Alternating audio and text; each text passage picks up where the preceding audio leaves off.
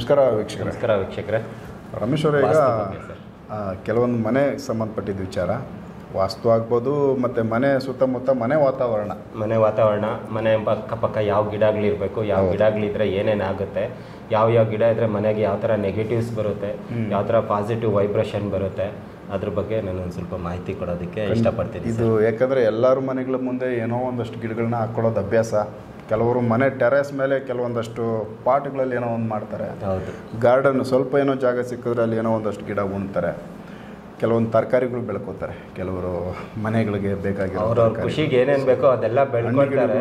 ಇವೆಲ್ಲನೂ ಇರ್ತವೆ. ಏನೆಲ್ಲ ಗಿಡಗಳು ಸಾಕಷ್ಟು ಒಂದು ಸ್ವಲ್ಪ ಪರಿಸರ ಚೆನ್ನಾಗಿರಬೇಕು, ಮನೆಯ ಸುತ್ತಮುತ್ತ ವಾತಾವರಣ ಸ್ವಲ್ಪ ಚೆನ್ನಾಗಿರಲಿ, ಗ್ರೀನರಿ ಅಂತ ಇವೆಲ್ಲ ಮಾಡ್ತಾರೆ. ಸೊ ಇವುಗಳಲ್ಲಿ ಕೆಲವು ಮಿಸ್ಟೇಕ್ಗಳು ಆಗ್ತಾ ಇದೆ ಅಂತ ನೀವು ಹೇಳ್ತಾ ಇದ್ದೀರಾ. ಸೊ ಅವುಗಳನ್ನ ತಿಳಿಸಿ, ಯಾವ ಗಿಡಗಳು ನಮ್ಮ ಮನೆ ಸುತ್ತಮುತ್ತ, ನಮ್ಮ ಮನೆ ಮುಂದೆ ಆಗ್ಬೋದು ಹಿಂದೆ ಆಗ್ಬೋದು, ಯಾವ ಗಿಡಗಳಿದ್ದರೆ ತೊಂದರೆ, ಹೌದು, ಯಾವಿದ್ರೆ ಪಾಸಿಟಿವ್ ಇರೋವು ಹೇಳಿ ನೋಡೋಣ, ತಿಳಿಸಿ. ನೋಡಿ ಸರ್, ಮನೆ ಮುಂದ್ಗಡೆ ಸಾಮಾನ್ಯವಾಗಿ ತುಂಬ ಜನ ಏನು ಮಾಡ್ತಾರೆ ಅಂದರೆ ಅವ್ರವ್ರ ಜಾಗ ಅವ್ರವ್ರಿಗೆ ಇಷ್ಟ ಬಂದಾಗ ಅವ್ರವ್ರು ಬೆಳೆಸ್ಕೊಳ್ತಾ ಇರ್ತಾರೆ. ನೀವು ಹೇಳ್ದಂಗೆ ಕೆಲವರು ತರಕಾರಿ ಬೆಳೆಸ್ಕೊಳ್ತಾರೆ, ಕೆಲವರು ಹೂವಿನ ಗಿಡಗಳು ಬೆಳೆಸ್ಕೊಳ್ತಾರೆ, ಕೆಲವ್ರಿಗೆ ಏನೋ ಅವ್ರವ್ರಿಗೆ ಬೇಕಾಗಿದ್ದು ಅವ್ರವ್ರು ಹಾಕ್ಕೊಳ್ತಾರೆ. ತುಂಬ ನೆಗೆಟಿವ್ಸ್ ಬರೋದೇನೆಂದರೆ, ಯಾರೇ ಮನೆ ಮೇಲೆ ಟೆರೆಸ್ ಮೇಲೆ ಯಾವುದೇ ಮುಳ್ಳಿನ ಗಿಡಗಳನ್ನ ಯಾರು ಬೆಳೆಸ್ಕೋಬಾರ್ದು ಸರ್. ಈಗ ಗುಲಾಬಿ ಆಗಿರ್ಬೋದು, ಲಂಟಾನ ಅಂತ ಒಂದು ಬರುತ್ತೆ, ಅದನ್ನು ಯಾರೇ ಆಗಲಿ. ಆಮೇಲೆ ಇದು ಆಲೋವೆರಾ ಜೆಲ್ಲು ಮನೆ ಮುಂದ್ಗಡೆ ಇರಬೇಕೆ ವಿನಃ ಮನೆ ಮೇಲೆ ಇರಬಾರ್ದು. ಜಾಗನೇ ಇಲ್ಲ ಅಂದರೆ ಬೇಕಾದರೆ ಆಲೋವೆರಾ ಜೆಲ್ಲು ಒಂದು ಗಿಡನ ಬೆಳೆಸ್ಕೋಬೋದು, ಅದು ಸ್ವಲ್ಪ ಪಾಸಿಟಿವ್ ಕೊಡುತ್ತೆ. ಅದು ಬಿಟ್ಟು ಯಾವುದೇ ಮುಳ್ಳಿನ ಗಿಡಗಳಾಗಲಿ, ಆಮೇಲೆ ಎಲೆ ಕಿತ್ತರೆ ಹಾಲು ಬರೋ ಗಿಡಗಳು ಯಾವುದು ಮನೆ ಮೇಲೆ ಇರಬಾರ್ದು. ಆಮೇಲೆ ಮನೆ ಮುಂದ್ಗಡೆನೂ ಇರಬಾರ್ದು. ಯಾರಿಗೇ ಆಗಿರಲಿ, ಮನೆ ಮುಂದ್ಗಡೆ ಯಾವುದೇ ಒಂದು ಹಾಲು ಬರೋ ನಾವು ಯಾವುದೇ ಒಂದು ಮರ ಗಿಡನ ಬೆಳೆಸ್ಕೊಳಾಗ ಅದರಲ್ಲಿ ಎಲೆ ಕಿತ್ತರೆ ಅಥವಾ ನಾವು ತೊಗಟೆನ ತೆಗೆದ್ರೆ ಹಾಲು ಬರುತ್ತೋ ಅಂಥ ಮನೆಗಳಲ್ಲಿ ರಾಂಗ್ ಡೈರೆಕ್ಷನಲ್ಲಿ ಹೋಗಿ ಅವರು ಹಣನ ಇನ್ವೆಸ್ಟ್ ಮಾಡಿ ಹಣ ಕಳ್ಕೊಳ್ತಾರೆ. ಎನಿ ಕೈಂಡ್ ಆಫ್ ಬಿಸ್ನೆಸ್, ಅವ್ರು ಯಾವುದೇ ಬಿಸ್ನೆಸ್ ಮಾಡಲಿ, ಹಾಲು ಬರೋ ಮನೆ ಮುಂದ್ಗಡೆ ಇದೆ ಅಂದರೆ ಅದು ಎಲ್ಲೇ ಯಾವ ದಿಕ್ಕಲ್ಲಾದರೂ ಇರಲಿ, ಅದು ಅಗ್ನಿ ಮೂಲೆ ಆಗಲಿ, ಈಶಾನ್ಯ ಮೂಲೆ ಆಗಲಿ, ಯಾವುದೇ ದಿಕ್ಕಲ್ಲಿರಲಿ, ರಾಂಗ್ ಡಿಸಿಷನ್ ತಗೊಳ್ತಾರೆ. ರಾಂಗ್ ಡೈರೆಕ್ಷನಲ್ಲಿ ಹೋಗಿ ಅವ್ರು ಎನಿ ಬಿಸ್ನೆಸ್, ರಿಯಲ್ ಎಸ್ಟೇಟ್ ಆಗಿರ್ಬೋದು, ಯಾವುದೇ ಬಿಸ್ನೆಸ್ ಆಗಿರ್ಬೋದು, ಅಲ್ಲಿ ಹಣ ಹೂಡಿಕೆ ಮಾಡಿ ಅವ್ರು ಲಾಸ್ ಮಾಡ್ಕೊಳ್ಳೋದು ಇದು ಶತಸಿದ್ಧವಾಗಿರುತ್ತೆ. ನಮ್ಮ ವೀಕ್ಷಕರು ಅವ್ರವ್ರ ಬಿಸ್ನೆಸ್ಗಳನ್ನ ಮನೆ ಮುಂದ್ಗಡೆ ಆ ಥರ ಏನಾದರೂ ಮರ ಇದ್ದರೆ ಚೆಕ್ ಮಾಡ್ಕೋಬೋದು. ಅದು ಬಿಟ್ಟು ಮನೆ ಅಕ್ಕಪಕ್ಕ ಯಾವುದೇ ಹುಣಸೆ ಮರ, ಒಂಟಿ ಮರಗಳು ಇರಬಾರ್ದು ಸರ್, ತುಂಬ ತೊಂದರೆ ಕೊಡುತ್ತೆ. ಯಾವುದೇ ಮುಳ್ಳಿನ ಮರಗಳು ಇರಬಾರ್ದು. ಹುಣಸೆ ಮರ ಇರಲೇಬಾರ್ದು ಮನೆ ಅಕ್ಕಪಕ್ಕ, ತುಂಬ ತೊಂದರೆ ಕೊಡುತ್ತೆ. ಮನೆ ಹತ್ರ ಕಾಯಿಲೆಗಳು ಜಾಸ್ತಿ ಬರುತ್ತೆ. ಅಂದರೆ ಹುಣಸೆ ಮರ ಮನೆ ಅಕ್ಕಪಕ್ಕ ಇದ್ದರೆ ಅಸ್ತಮಾ ಕಾಯಿಲೆ, ತುಂಬ ಹಾರ್ಟ್ ಅಟ್ಯಾಕು, ಈ ಥರ ತುಂಬ ಕಾಯಿಲೆಗಳು ಬರುತ್ತೆ. ಹುಣಸೆ ಮರದ ನೆರಳು ಮನೆ ಮೇಲೆ ಬೀಳಲೇಬಾರ್ದು, ತುಂಬ ತೊಂದರೆ ಆಗುತ್ತೆ. ಮತ್ತು ಮನೆ ಹತ್ರ ಇದ್ದರೆ ಸಕ್ಕರೆ ಕಾಯಿಲೆಗಳು ಬರುತ್ತೆ, ಜಾಸ್ತಿ ಆಗುತ್ತೆ. ಅಸ್ತಮ ಮನೆಗೆ ಬರುತ್ತೆ. ಅದಾದಮೇಲೆ ಮನೆಗೆ ಅಗ್ನಿ ಮೂಲೆಯಲ್ಲಿ ಹುಣಸೆ ಮರ ಇರಲೇಬಾರ್ದು. ಹುಣಸೆ ಮರ ಇದ್ದರೆ ಹುಣಸೆ ಮರ ಮತ್ತು ತೆಂಗಿನ ಮರದ ನೆರಳು ಮನೆ ಮೇಲೆ ಒಟ್ಟಿಗೆ ಬೀಳಬಾರ್ದು. ಅಂಥ ಮನೆಯಲ್ಲಿ ಹಾರ್ಟ್ ಅಟ್ಯಾಕ್ ಜಾಸ್ತಿ ಆಗುತ್ತೆ, ಅಕ್ರಮ ಸಂಬಂಧಗಳು ಜಾಸ್ತಿ ಆಗುತ್ತೆ. ಮನೆ ಅಕ್ಕಪಕ್ಕ ಹಲಸಿನ ಮರ ಇದ್ರೂ ಗಂಡ ಹೆಂಡತಿ ಜಗಳಗಳು, ಅಪ್ಪ ಮಕ್ಕಳು ದೂರ ಆಗೋದು, ಇಂಥದ್ದು ಎಲ್ಲ. ಆಮೇಲೆ ಅಪ್ಪ ಅಮ್ಮ ಡಿಸ್ಟರ್ಬ್ ಆಗೋದು, ಡೈವರ್ಸ್ ಆಗೋದು, ಇಂಥ ತೊಂದರೆಗಳೆಲ್ಲ ಬರುತ್ತೆ ಮನೆ ಅಕ್ಕಪಕ್ಕ ಕೆಲವೊಂದು ಜಾಗದಲ್ಲಿ. ಬಟ್ ಇದು ಹಲಸಿನ ಮರ ತುಂಬ 99% ಎಲ್ಲ ಮನೆಗಳ ಹತ್ರ ಇರುತ್ತೆ, ತಿನ್ನೋ ಹಣ್ಣು.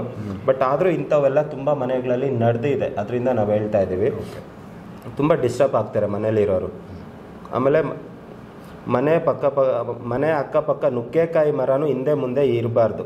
ನುಗ್ಗೆ ಮರ ಮನೆ ಹಿಂದೆ ಮುಂದೆ ಇದ್ರೂ, ಮನೆ ಮುಂದ್ಗಡೆ ಇದ್ರೂ ತುಂಬ ಕಷ್ಟ ಕೊಡುತ್ತೆ. ಆಮೇಲೆ ಅಂಟ್ವಾಳದ ಮರ ಅಂತ ಹೇಳ್ತಾರೆ, ಅದು ಕೂಡ ಇರಬಾರ್ದು, ಮನೆ ಮುಂದೆ ತುಂಬ ಇದಾಗುತ್ತೆ. ಆಮೇಲೆ ಮನೆ ನೆಲ ಕ್ಲೀನ್ ಮಾಡ್ತಾ ಅಂದರೆ ಮನೆಯ ಮೇಲೆ ನೆರಳು ಬಿದ್ದರೆ ಆ ಮರಗಳದು ಮನೆಯೆಲ್ಲ ಕ್ಲೀನ್ ಮಾಡಿಸ್ಬಿಡುತ್ತೆ. ಅಂದರೆ ಮನೆಯಲ್ಲಿ ಹಣಕಾಸಿನ ಅಭಿವೃದ್ಧಿ ಏನೂ ಇರೋದಿಲ್ಲ.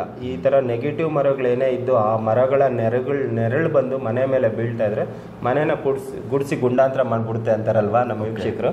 ಆ ಥರ ಮನೆಯಲ್ಲಿ ಹಣಕಾಸಿನ ಅಭಿವೃದ್ಧಿ ಏನೂ ಇರೋದಿಲ್ಲ. ಮನೇಲಿರೋರಿಗೆ ಎಲ್ಲರಿಗೂ ಹೆಲ್ತ್ ಇಶ್ಯೂಸು, ಸಂಬಂಧಗಳಿಗೂ ಕೂಡಿ ಬರಲ್ಲ, ಒಬ್ರು ನೋಡಿದ್ರೆ ಒಬ್ರು ಕಂಡ್ರೆ ಆಗಲ್ಲ, ಈ ಥರ ಪ್ರಾಬ್ಲಮ್ಸ್ ಎಲ್ಲ ಇರುತ್ತೆ. ಮನೆ ಮುಂದ್ಗಡೆ ಪಪ್ಪಾಯಿ ಗಿಡ ಮತ್ತು ಗುಲಾಬಿ ಗಿಡ ಇದ್ದರೆ ಮನೆಯಲ್ಲಿ, ಅಂಥವ್ರ ಮನೆಯಲ್ಲಿ ಕ್ಯಾನ್ಸರ್ 100% ಬರುತ್ತೆ. ಇದನ್ನು ತೆಗಿಬೇಕು. ತಾತ ಅಜ್ಜಿ ಚಿಕ್ಕಪ್ಪ ದೊಡ್ಡಪ್ಪ ಅವ್ರಿಗೆ ಇದೇ ಥರನೇ ಒಂದೇ ಪ್ರಾಬ್ಲಮ್ ಬರುತ್ತೆ. ಮನೆ ಮುಂದ್ಗಡೆ ಹೊಂಗೆ ಮರ ಇದ್ದರೆ ಬೇರೆ ಕ್ಯಾಸ್ಟು, ಬೇರೆ ಧರ್ಮದವ್ರನ್ನ ಮದುವೆ ಆಗ್ತಾರೆ. ಅಂದರೆ ಈ ಥರ ಲವ್ ಮಾಡಿ ಹೊಂಗೆ ಮರ ಇದ್ದರೆ ಒಳ್ಳೆಯದು, ತಂಪು ಅಂತ ನಾವು ಅಂದ್ಕೊಳ್ತೀವಿ. ಆದರೆ ನಮ್ಮ ಮನೆ ಮುಂದ್ಗಡೆ ಈ ಥರ ಮರ ಇರಬಾರ್ದು. ಇದ್ದರೆ ಆ ಮನೇಲಿರೋರು ಬೇರೆ ಕ್ಯಾಸ್ಟು, ಬೇರೆ ಧರ್ಮದವ್ರನ್ನ ಮದುವೆ ಆಗಿ ಈ ಥರ ಸಂಬಂಧಗಳು ಬಂದ್ಬಿಡುತ್ತೆ. ತುಂಬ ಇದು ಈ ಥರ ಮರಗಳು ಯಾರು ಬೆಳೆಸ್ಕೋಬೇಡಿ. ಮನೆ ಮುಂದ್ಗಡೆ ಸೀಬೆ ಗಿಡ ಇದ್ದರೆ ಒಳ್ಳೇದು, ಅಂದರೆ ಚೇಪೆಕಾಯಿ ಗಿಡ. ಆಯಸ್ಸು ಅಭಿವೃದ್ಧಿ ಆಗುತ್ತೆ. ಆದರೆ ಆ ಮನೇಲಿ ಯಾರೇ ಒಬ್ಬರು ಮದುವೆ ಆಗದಿರೋ ವ್ಯಕ್ತಿ ಇದ್ರೆ ಮದುವೆ ಆಗೋದಿಲ್ಲ. ಈ ಥರ ಪ್ರಾಬ್ಲಮ್ಸ್ ಎಲ್ಲ ಬರುತ್ತೆ. ಅದರಿಂದ ಮನೆ ಮುಂದ್ಗಡೆ ಈ ಥರ ಮರಗಳು ಯಾರಿಗೆ ನಮ್ಮ ವೀಕ್ಷಕರುಗಳಿದ್ರೆ ಅದೆಲ್ಲ ಯಾವುದು ಇರಬಾರ್ದು. ಕೆಲವೊಂದು ಇವುಗಳನ್ನೆಲ್ಲ ಅವಾಯ್ಡ್ ಮಾಡಿ ತುಂಬ ಇದು ಮಾಡ್ಕೊಳ್ಳಿ. ಮತ್ತು ಈ ಮುಳ್ಳಿನ ಗಿಡಗಳು ಟೆರೆಸ್ ಮೇಲೆ ಇರೋದು ಒಳ್ಳೆಯದಲ್ಲ. ಯಾವುದೇ ಹೂವು ಬಿಡೋ ಗಿಡಗಳು ಯಾವುದು ಮನೆ ಮೇಲೆ ಇರೋದು ಒಳ್ಳೆಯದೇ ಅಲ್ಲ. ಟೆರೆಸ್ ಮೇಲೆ ಇದ್ದರೆ ತುಳಸಿ ಗಿಡ ಇರಬೇಕು, ಇಲ್ಲ ದಾಸವಾಳದ ಗಿಡ ಇರಬೇಕು. ಅದು ಬಿಟ್ಟು ಮುಳ್ಳು ಬರೋ ಅಂಥದ್ದು ಯಾವುದು ಇರಬಾರ್ದು, ತುಂಬ ತೊಂದರೆ ಕೊಡುತ್ತೆ. ಹಾಲು ಬರೋ ಗಿಡಗಳು ಯಾವುದು ಇರಬಾರ್ದು. ಮನೆ ಮುಂದೆನೂ ಇರಬಾರ್ದು, ಮನೆ ಮೇಲೇನೂ ಇರಬಾರ್ದು. ತುಂಬ ಹಣಕಾಸಿನ ಅಭಿವೃದ್ಧಿ ಇರೋದಿಲ್ಲ. ಎಷ್ಟೇ ಹಣ ಬಂದರೂ ಮನೇಲಿ ನಿಲ್ಲೋದಿಲ್ಲ. ಎಷ್ಟೇ ಸಂಪಾದನೆ ಮಾಡಿದ್ರು ಜೀವನದಲ್ಲಿ ಒಂದು ಉನ್ನತ ಸ್ಥಾನಕ್ಕೆ ಏರೋಕ್ಕಾಗೋದಿಲ್ಲ, ಏಳಿಗೆಗಳಿರೋದಿಲ್ಲ. ಇಂಥದ್ದನ್ನೆಲ್ಲ ನೋಡಿ ಅದು ಎಷ್ಟೇ ಒಳ್ಳೆ ಗಿಡ ಆದರೂ ದಯವಿಟ್ಟು ಕಿತ್ತು ಬಿಸಾಕೋದು ಒಳ್ಳೆಯದು. ಯಾಕಂದರೆ ನಾವು ಚೆನ್ನಾಗಿದ್ರೇ ಎಲ್ಲನೂ. ನಾವೇ ಹಾಳಾಗ್ಬಿಟ್ರೆ ಮತ್ತೆ ಏನೂ ಮಾಡಲಿಕ್ಕೆ ಆಗೋದಿಲ್ಲ. ತುಂಬ ಜನ ನಮ್ಮ ವೀಕ್ಷಕರಿಗೆ ಏನಂದರೆ ಅವ್ರದ್ದು ಬೇಸಿಕ್ ಪ್ರಾಬ್ಲಮ್ಮೇ ಗೊತ್ತಿರಲ್ಲ ಸರ್. ಎಷ್ಟೋ ಜನ ವೀಕ್ಷಕರು ದುಡಿತಾ ಇರ್ತಾರೆ, ಒಂದು ಉನ್ನತ ಸ್ಥಾನಕ್ಕೆ ಹೋಗೋಕ್ಕಾಗಿಲ್ಲ, ಒಂದು ಏಳಿಗೆ ಆಗಿಲ್ಲ. ಜೀವನದಲ್ಲಿ 15-20 ವರ್ಷ ದುಡಿತಾ ಇರ್ತಾರೆ. ಅಂಥವ್ರು ಒಂದು ಏನೂ ಅಚೀವ್ಮೆಂಟ್ ಮಾಡಿರಲ್ಲ ಜೀವನದಲ್ಲಿ. ಒಂದು ಹಂತಕ್ಕೆ ಏರೋಕ್ಕೆ ಆಗಲ್ಲ, ಮಿಡ್ಲ್ ಕ್ಲಾಸಲ್ಲೇ ಇದ್ಬಿಡ್ತಾರೆ. ಯಾಕಂದರೆ ಅವ್ರಿಗೊಂದು ಬೇಸಿಕ್ ಪ್ರಾಬ್ಲಮ್ ಅಂತ ಇರುತ್ತೆ ಪ್ರತಿಯೊಂದು ಮನುಷ್ಯನಿಗೂ. ಆ ಬೇಸಿಕ್ ಪ್ರಾಬ್ಲಮ್ಮು ಈ ಪ್ರಪಂಚದಲ್ಲಿ ತುಂಬ ಜನಕ್ಕೆ ಗೊತ್ತಿರಲ್ಲ, ಕಂಡುಹಿಡಿಯೋಕ್ಕೆ ಗೊತ್ತಿರಲ್ಲ. ಅದು ಕೆಲವೊಂದು ಜ್ಯೋತಿಷಿಗಳಿಗೆ, ಅದು ಕೆಲವೊಂದು ದೇವ್ರ ಜ್ಞಾನ ಕೊಟ್ಟಿರೋರಿಗೆ ಬೆರಳೆಣಿಕೆ ಅಷ್ಟು ಜನಕ್ಕೆ ಈ ಭಾರತ ದೇಶದಲ್ಲಿ ಅದನ್ನು ಕಂಡುಹಿಡಿಯೋಕ್ಕೆ ಬರೋದು. ಅದು ಅಂಥವೆಲ್ಲ ನಮಗೂ ಗೊತ್ತಾಗುತ್ತೆ. ಅದರಿಂದ ನಾವು ಫಸ್ಟ್ ಮನುಷ್ಯನ ಬೇಸಿಕ್ ಪ್ರಾಬ್ಲಮ್ ಕಂಡುಹಿಡಿದು ಅದಕ್ಕೆ ಪರಿಹಾರ ಕೊಡ್ತೀವಿ. ಸೊ ಇದರಲ್ಲಿ ಕೆಲವೊಂದು ಈ ದೈವ ವೃಕ್ಷಗಳು, ಹತ್ತಿ ಮರ ಆಗ್ಬೋದು, ಬೇವಿನ ಮರ ಆಗ್ಬೋದು, ಇವುಗಳು ಏನಾದ್ರು ಅಕ್ಕಪಕ್ಕ ಇದ್ದರೆ ಇವುಗಳದ್ದು ಪಾಸಿಟಿವ್ ಇರುತ್ತಾ, ನೆಗೆಟಿವ್ ಇರುತ್ತಾ ಸರ್? ಅದು ನೋಡಿ, ದೈವದ ಮರಗಳು ಬಂದು ಇದ್ದರೆ ಪಾಸಿಟಿವ್ ಇರುತ್ತೆ, ನೆಗೆಟಿವ್ ಬರುತ್ತೆ. ಯಾಕೆ ಅಂತಂದರೆ ನೋಡಿ, ಈಗ ತುಂಬ ಜನ ನಮ್ಮ ಪುರಾತನ ಕಾಲಗಳಿಂದ ಬಂದಿರೋ ಪ್ರಕಾರ ಅರಳಿ ಮರದ ಕೆಳಗಡೆ ಮನೆಗಳು ಯಾವು ಇರಬಾರ್ದು ಅಂತ ಹೇಳ್ತಾರೆ. ಯಾಕಂದರೆ ನಾಗರಕಟ್ಟ ಇರುತ್ತೆ, ಅಲ್ಲಿ ಅರಳಿ ಮರ ದೈವದ ಸ್ಥಾನ. ಅದು ಆ ಅರಳಿ ಮರದ್ದು ನೆರಳೇನಾದರೂ ಮನೆ ಮೇಲೆ ಬಿದ್ದರೆ ಅಂಥ ಮನೆಗಳು ಏಳಿಗೆ ಆಗೋದಿಲ್ಲ. ಇವತ್ತು ತುಂಬ ಹಳ್ಳಿಗಳಲ್ಲಿ ಯಾವುದೇ ಏಳಿಗೆನೂ ಆಗಿಲ್ಲ ನಾನು ನೋಡ್ದಂಗೆ.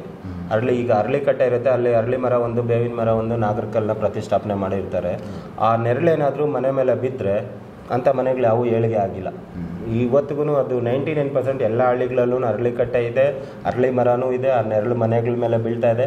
ಆ ಅರಳಿ ಕಟ್ಟೆ ಸುತ್ತು ಇರೋ ಮನೆಗಳೆಲ್ಲನೂ ಯಾವುದು ಅಂಥ ಉನ್ನತ ಸ್ಥಾನಕ್ಕೆ ಹೋಗಿರೋರು ಯಾರೂ ಇಲ್ಲ. ನಾನು ನೋಡ್ದಂಗೆ ತುಂಬ ಜನನ ನೋಡಿದ್ದೀನಿ. ಅದು ಕೂಡ ಮನೆ ಮುಂದ್ಗಡೆನೂ ಇರಬಾರ್ದು ಸರ್ ಅವೆಲ್ಲನೂ. ಈಗ ದೈವದ್ದು ವೃಕ್ಷಗಳು ಬಂದು ದೇವಸ್ಥಾನದ ಹತ್ರ ಅರಳಿ ಮರದಲ್ಲಿದ್ದರೆ ಅದು ಒಳ್ಳೆಯದು. ನಾವು ಹೋಗಿ ದಿನ ಪೂಜೆ ಮಾಡಬೇಕು. ತುಂಬ ಮನೆಗಳ ಹತ್ರನೂ ಈಗ ನೀವು ಹೇಳ್ದಂಗೆ ಅರಳಿ ಮರನೂ ಇದೆ, ಹತ್ತಿ ಮರನೂ ಇದೆ, ಬೇವಿನ ಮರ ಇದೆ, ಬಿಲ್ಪತ್ರೆ ಮರನೂ ಇದೆ, ಬಿಲ್ವಪತ್ರೆ ಮರಗಳು. ಅವು ಸುಮ್ಮನೆ ನಾರ್ಮಲಾಗಿ ಬೆಳ್ಕೊಂಬಿಟ್ಟಿರ್ತವೆ, ಇಲ್ಲ ಅವರು ನೆಟ್ಕೊಂಡು ಇರ್ಬೋದು. ಅವುಗಳೇ ಅಂಥವುಗಳೆಲ್ಲ ಇದ್ದರೆ ಇವರು ಪ್ರತಿ ಶುಕ್ರವಾರ, ಮಂಗಳವಾರ, ಶನಿವಾರ ಅವ್ರ ಮನೆಗಳಲ್ಲಿ ಯಾವಾಗ ಪೂಜೆ ಪುನಸ್ಕಾರಗಳು ಮಾಡ್ತಾರೋ ಆ ಟೈಮಲ್ಲಿ ಹೋಗಿ ಅದಕ್ಕೆ ತುಂಬ ಭಕ್ತಿಯಿಂದ ಪೂಜೆ ಮಾಡಬೇಕು. ಯಾವುದೇ ಒಂದು ದೈವ ವೃಕ್ಷಕ್ಕೆ, ಮರಕ್ಕೆ ಪೂಜೆ ಮಾಡಬೇಕಾದ್ರೆ ಮೊದಲಿಗೆ ನೀರು ಹಾಕಬೇಕು. ಪೂಜೆ ಮಾಡೋಕ್ಕಿಂತ ಮುಂಚೆ ನಾವು ಹೋಗಿ ಒಂದು ಬಿಂದಿಗೆನೋ ಅರ್ಧ ಬಿಂದಿಗೆ ಅಟ್ಲೀಸ್ಟ್ 1 ಲೀಟರ್ ನೀರಾದರೂ ಹಾಕಿ ಆ ಗಿಡಗಳಿಗೆ ಪೂಜೆ ಮಾಡಿ ಒಂದು 9 ಪ್ರದಕ್ಷಿಣೆ ಹಾಕಲೇಬೇಕು ಕಂಪಲ್ಸರಿ. ಆವಾಗ ಅವು ನಮ್ಗೆ ಏನಾದರೂ ಆಗಲಿ 100% ಒಳ್ಳೇದು ಮಾಡ್ತವೆ. ನಾವು ನಾರ್ಮಲ್ ಮರ ದಿನ ಬೆಳಗ್ಗೆ ನೋಡ್ತಾ ಇರ್ತೀವಿ, ಬಿಡು ಇದೇನು ಮರ ಏನು ಮಾಡುತ್ತೆ, ನೆರಳಿಗೋಸ್ಕರ ಇಟ್ಕೊಂಡಿದ್ದೀವಿ ಅಂದರೆ ಅದರಿಂದ ಕೆಲವೊಂದು ನೆಗೆಟಿವ್ಸು ತುಂಬ ಕಾಡುತ್ತೆ, ಮನೆಗಳಿಗೆ ತುಂಬ ತೊಂದರೆ ಕೊಡುತ್ತೆ. ಸೊ ವೀಕ್ಷಕರೇ, ಇದೆಲ್ಲ ತುಂಬ ನಾರ್ಮಲ್ ವಿಚಾರಗಳೇ. ಬಟ್ ಎಲ್ಲರ ಮನೆಗಳಲ್ಲೂ ಇವುಗಳನ್ನ ನಾವು ಗೊತ್ತಿಲ್ಲದೆ ಕೆಲವೊಂದಷ್ಟು ಒಳ್ಳೆ ಗಿಡಗಳು ಅಂತ ತಗೊಂಬಂದು ಉಂಡ್ಬಿಡ್ತೀವಿ. ಸೊ ಹೂವುಗಳಿಗೋಸ್ಕರನೋ ಕೆಲವೊಂದು ಹಣ್ಣುಗಳಿಗೋಸ್ಕರನೋ ಇವುಗಳನ್ನ ನಾವು ಬೆಳೆಸೋದು ಅಭ್ಯಾಸ ಇರುತ್ತೆ. ರೆಗ್ಯುಲರಾಗಿ ಇವುಗಳನ್ನ ಮಾಡ್ತಾನೆ ಇರ್ತೀವಿ. ಒಂದು ಒಣಗೋದ್ಮೇಲೆ ಇನ್ನೊಂದು ಉಣೋದು ಅಭ್ಯಾಸ. ಸೊ ಈ ಒಂದು ವಿಚಾರನ ನೀವು ಅಬ್ಸರ್ವ್ ಮಾಡಿದ್ರೆ ಇದರಲ್ಲಿ ಯಾವ ಗಿಡಗಳು ಬೇಕು, ಯಾವ ಗಿಡಗಳು ಬೇಡ ಅನ್ನೋದನ್ನು ನೀವು ಡಿಸೈಡ್ ಮಾಡ್ಕೋಬೋದು.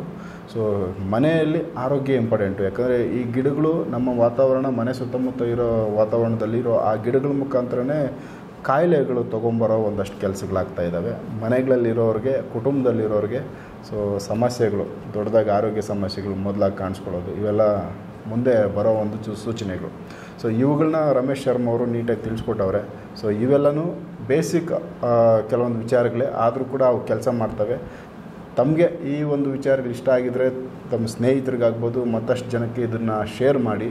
ಈ ವಿಚಾರಗಳು ಹೊರಗಡೆ ಸ್ಪ್ರೆಡ್ ಆಗಲಿ, ಎಲ್ಲರೂ ಕೂಡ ಇವುಗಳು ಈ ಬೇಸಿಕ್ ಗಮನ ಎಲ್ಲರಿಗೂ ಇರಲಿ ಅಂತ ನಾವು ಭಾವಿಸ್ತೀವಿ. ಸೊ ನೆಕ್ಸ್ಟ್ ಬೇರೆ ವಿಚಾರಗಳನ್ನ ರಮೇಶ್ ಅವ್ರ ಜೊತೆ ಮಾತಾಡ್ತಾ ಹೋಗ್ತೀನಿ. ಎಪಿಸೋಡ್ ನೋಡ್ತಾ ಹೋಗಿ. ನಮಸ್ಕಾರ. ನಮಸ್ಕಾರ ವೀಕ್ಷಕರೇ.